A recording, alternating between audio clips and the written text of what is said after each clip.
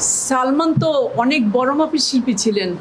আর ও কাজ করতে, যখন কাজ করতাম সব সময় ও আমাকে খালি বলতো, অভিনয়ের টাইমে না, যখন ওর সব অভিনয় শেষ হয়ে যেত তখন ও আমাকে আমাকে দূর থেকে হোক কাছে হোক খালি বলতো, ও দাদি আমি তোমার দিওয়ানা, এরকম করতো। আর আমি বলতাম একটা লাগাবো কিন্তু, হ্যাঁ এরকম করতো, হ্যাঁ। তারপরেও ওইগুলো করতো, আবার দূরে গিয়ে দাঁড়িয়ে আবার এগুলো বলতো, হ্যাঁ। ও খুব মজার একটা ছেলে ছিল, খুব মজার একটা ছেলে ছিল। এবং ও যে কাজগুলি করেছে আমি আমি দেখেছি ওর কাজ, একদম মন থেকে কাজগুলি করতো, মন দিয়ে কাজগুলি করতো। খুব বড় মাপের শিল্পী ছিল।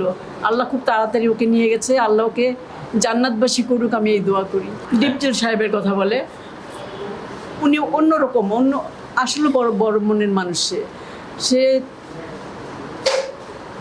সে কাজের সময় তার কাজটাকে খুবই প্রাধান্য দিত, যে আমার ছবিটা কিভাবে ভালো হবে, কিভাবে কি হবে, মাথায় থাকতো তার এগুলা।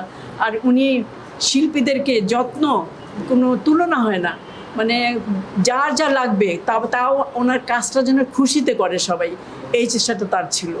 ডিপজল সাহেব ভালোই ছিলেন, ভালো মনের মানুষ ছিলেন। আমরা কাজ নিয়েই চিন্তা করতাম, হ্যাঁ। আমরা কাজের সময়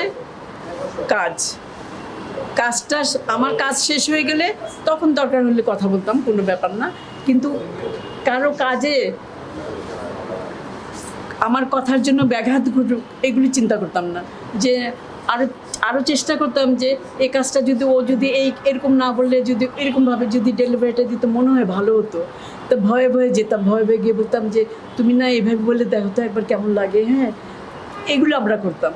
আমরা সবাই সবার সাথে মিলেমিশে কাজ করতাম।